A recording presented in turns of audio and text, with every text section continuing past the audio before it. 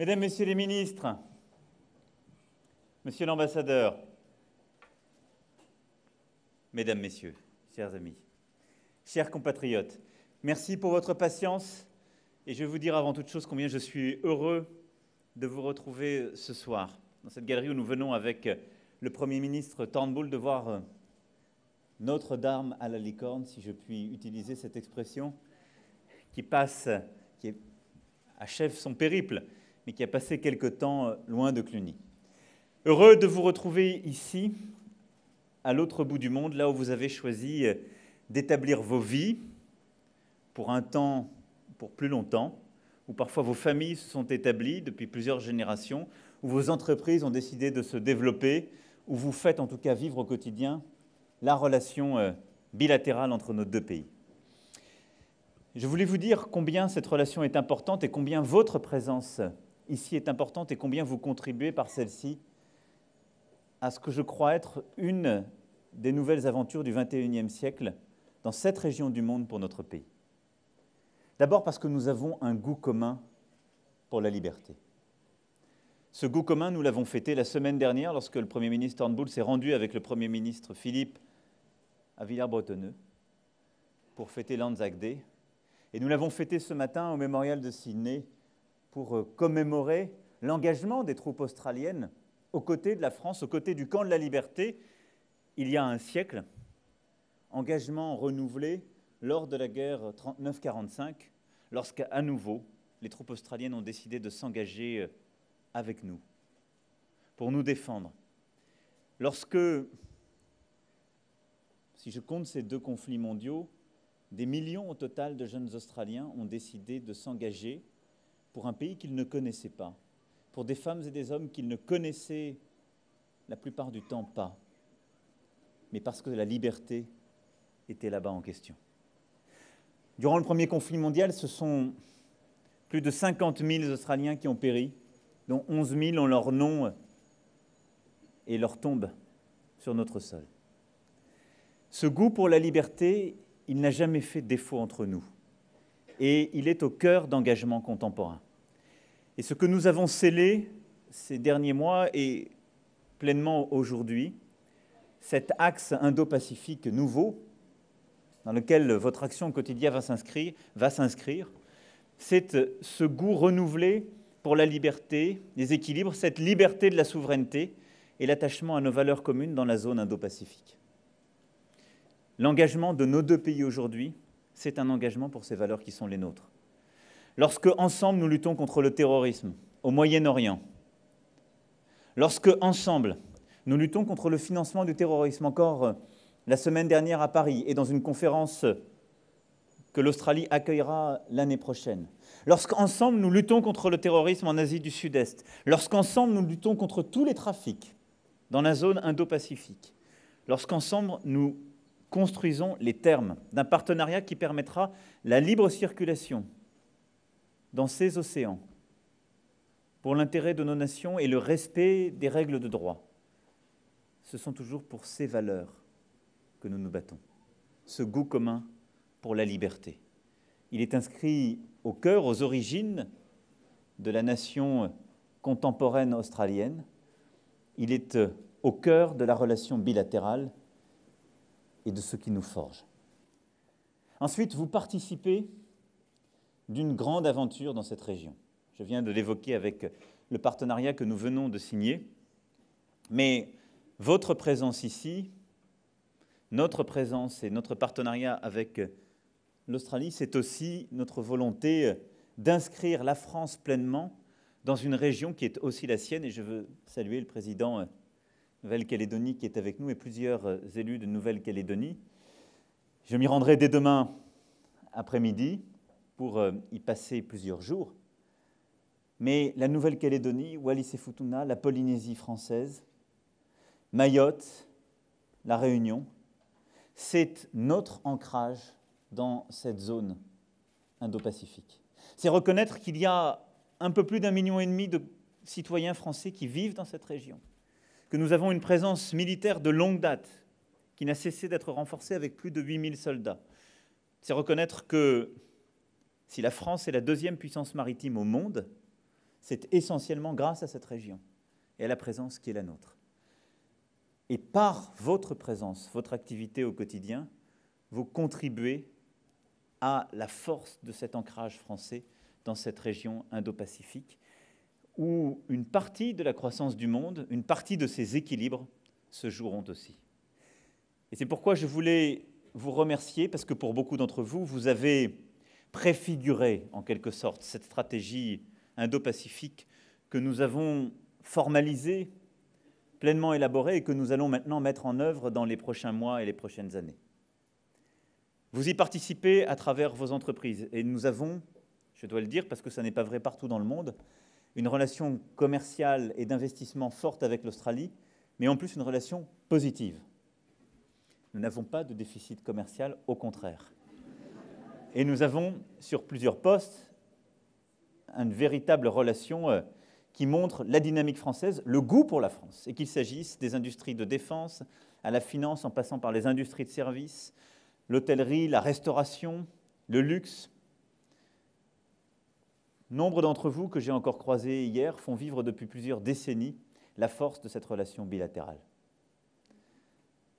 Elle s'est, si je puis dire, elle a été consacrée en 2016 avec le contrat obtenu par Naval Group sur les 12 sous-marins de nouvelle génération pour l'Australie qui viendront s'inscrire dans ce partenariat que je viens d'évoquer à l'instant.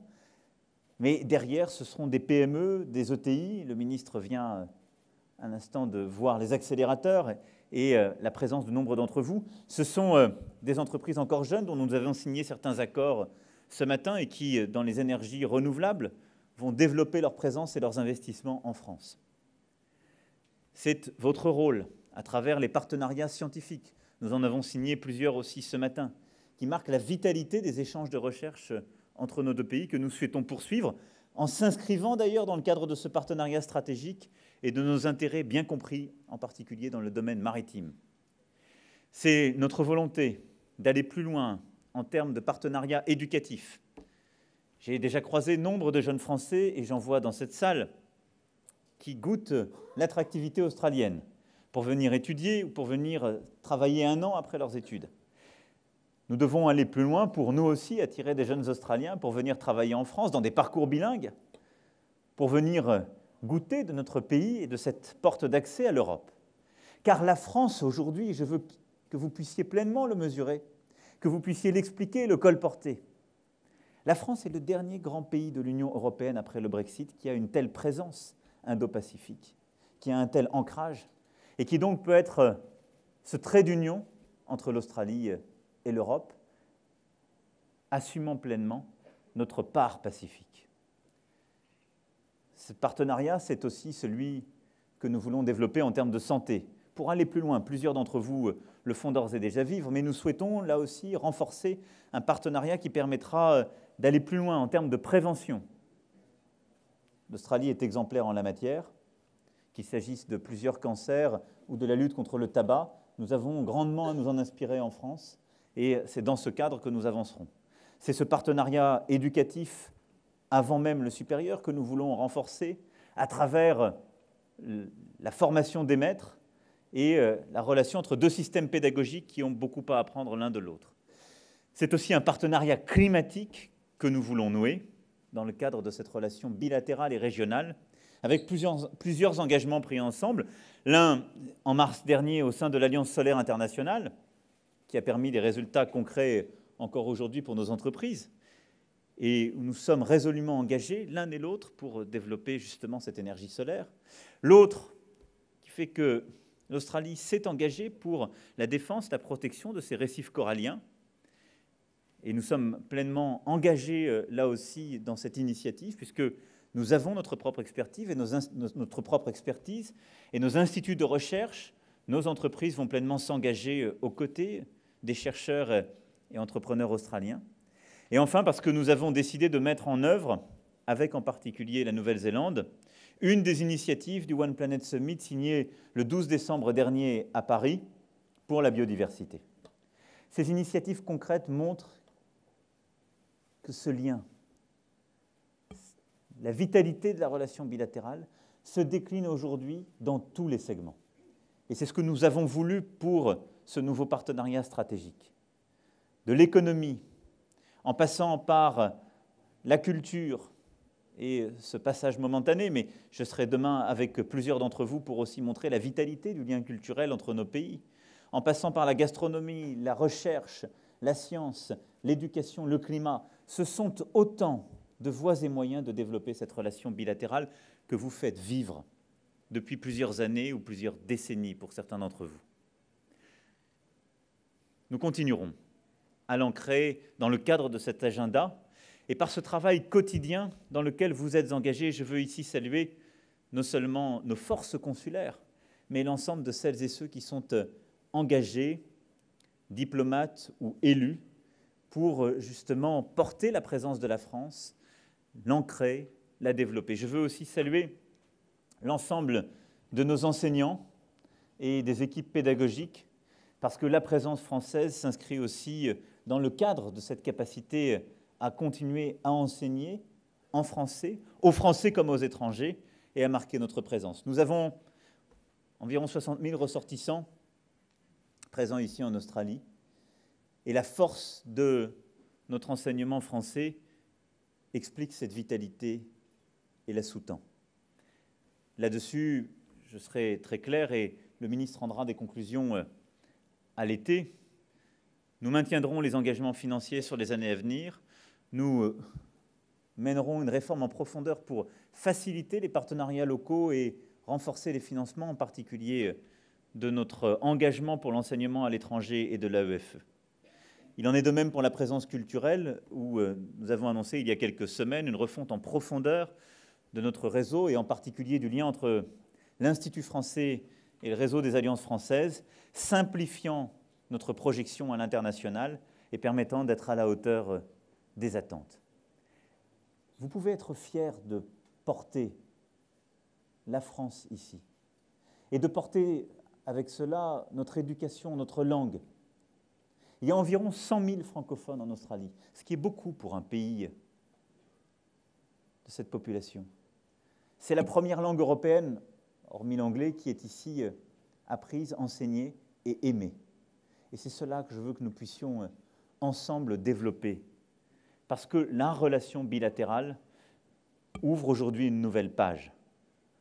Beaucoup d'entre vous étaient présents dans les années les plus dures, lorsque la France était parfois montrée du doigt, lorsque des divisions étaient apparues, et lorsque nous avions une autre histoire dans la région, en particulier au moment des essais.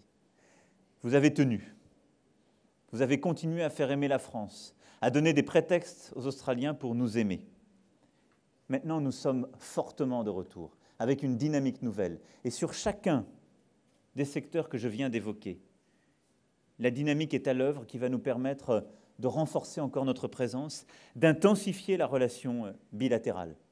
Et dans les prochaines semaines, nous l'accompagnerons encore avec l'ouverture d'une négociation pour un traité de libre-échange qui permettra d'aller plus loin encore dans la relation, parce que nous avons trouvé les bons équilibres pour protéger notre agriculture, protéger nos intérêts dans la région, et en particulier les territoires français voisins, et pour être cohérent avec nos engagements environnementaux.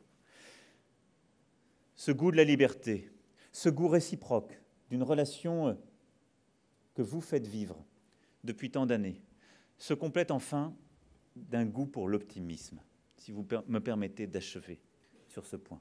Nombre d'entre vous sont venus embrasser ici en Australie le goût du possible, arrivant dans un territoire où tout semblait faisable, où l'optimisme était de rigueur, comme état d'esprit contagieux. Quel que soit le secteur qui était le vôtre, vous êtes souvent venus pour cette raison dans cette terre de conquête. Et je veux vous dire très solennellement que la France a retrouvé ce goût de l'optimisme. Et celui-ci nous lie profondément.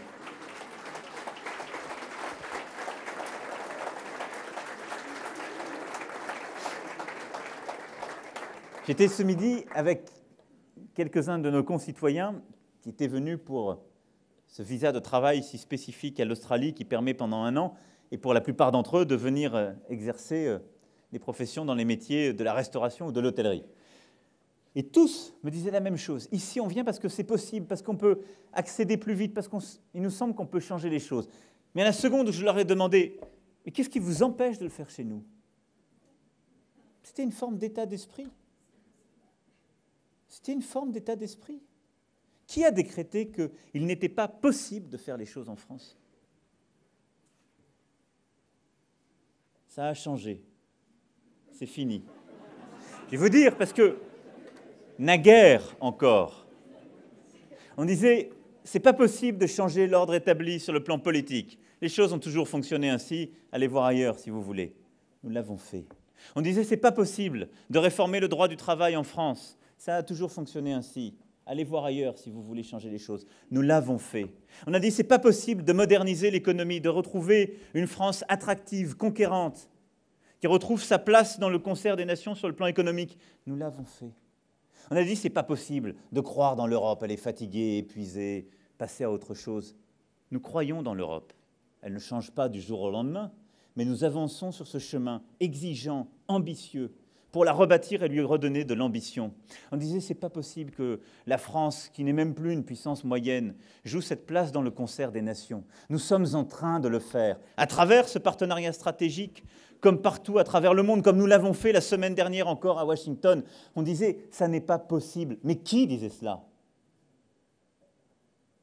Une minorité, au fond. Des gens déjà fatigués, qui avaient envie que la France ne ressemble plus à elle-même. Alors ne vous trompez pas, ce qui a, à travers son histoire, constamment fait la France, c'est précisément ce goût de l'optimisme. Pas d'un optimisme naïf, béat, non. D'une volonté de changer les choses, d'une volonté constamment de réinventer notre propre pays pour réinventer notre continent, de réinventer notre propre pays pour porter nos valeurs à travers le monde, et un universel que nous avons toujours pensé aux grandes heures de l'histoire. Un optimisme de déterminer, de décider, d'engager. C'est ça l'histoire de la France.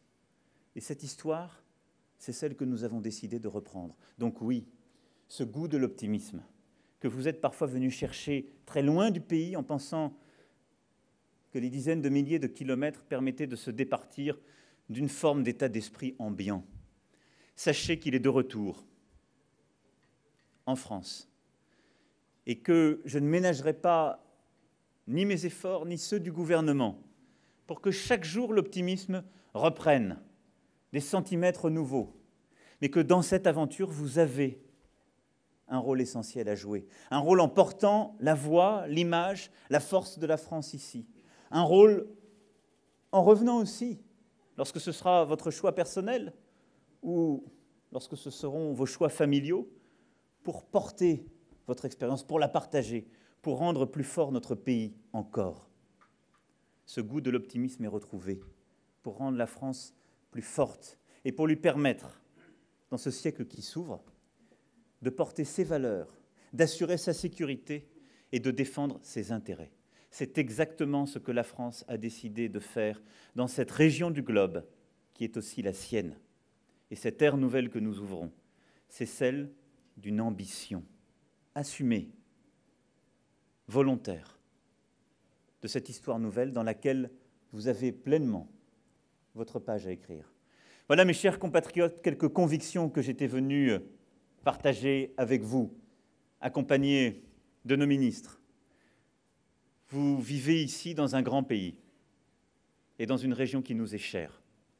Ce grand pays a toujours été aux côtés de la France et nous continuerons à œuvrer ensemble. Et cette région est importante pour nous, non seulement parce que nous y sommes géographiquement présents, mais parce qu'une part de notre avenir s'y joue aussi. Alors pour ce goût partagé de la liberté, pour ce goût réciproque et cette amitié entre l'Australie et la France, et pour ce goût partagé maintenant de l'optimisme, je tiens à vous remercier, vous dire que je compte sur vous et que je continuerai à compter sur vous. Vive la République et vive la France!